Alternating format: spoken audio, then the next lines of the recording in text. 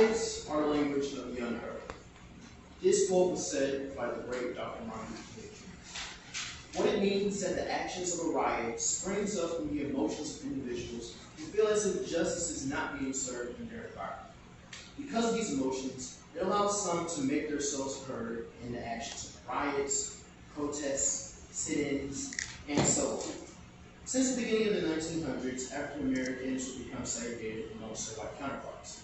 As white citizens continue to live their lives accordingly by attending great schools, dining in lavish areas, watching movies in quality theaters, voting in local, regional, and national elections, and so on and so forth. African Americans would not have the privileges of white citizens, and the frustration would only settle for a short time until enough was enough. With the power of the Civil Rights Movement, a lot of things began to change for African Americans in a positive way. And a monumental movement that I believe was extremely significant during the times of the Civil Rights Movement and for America in general would be the protests issuing the right to vote in 1965. According to the Constitutional Rights Foundation, during the times of the Civil Rights Movement, in order for African Americans to vote, they had to take a literacy test. This would be a barrier for many African Americans as some were not able to read very well. The lack of reading would cause blacks to not be able to vote. According to the history website, Dr. King would travel down to Alabama, where Jim Crow led completely, and fought against this unjust law. There, he would establish a series of peaceful protests with the help of organizations such as the SNCC and the SCLC. A significant protest would turn to a series of unfortunate events in Selma, Alabama, known as Bloody Sunday. On that day, marchers would march across the Selma Bridge, only to be stopped by state troopers and beaten back across the bridge. My reasoning for why I believe that this is a very significant moment during the movement is because this was televised for the whole country to see. Now, you may be wondering why it was important that this protest was televised.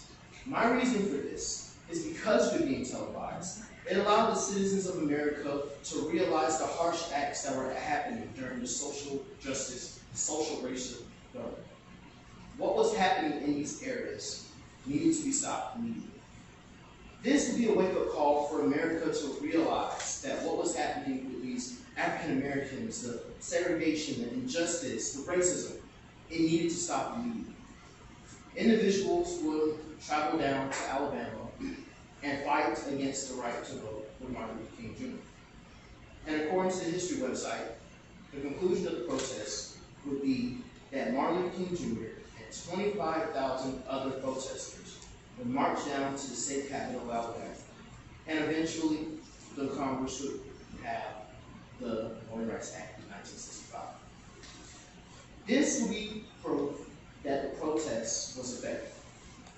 And because of that, African Americans can now vote without taking the literacy test. They finally had a voice, and because of them, I have a voice. The issue of not having the right to vote is something that affects me as a young black man who can now vote in elections. If it weren't for the actions of the protests that happened during the 1960s, I wouldn't have a voice of who I would want to lead our country. This quote that Dr. King said that riots are the language of America. The protests dealt with individuals who felt as if what was going on in their situations, what was going on in their environment was unjust.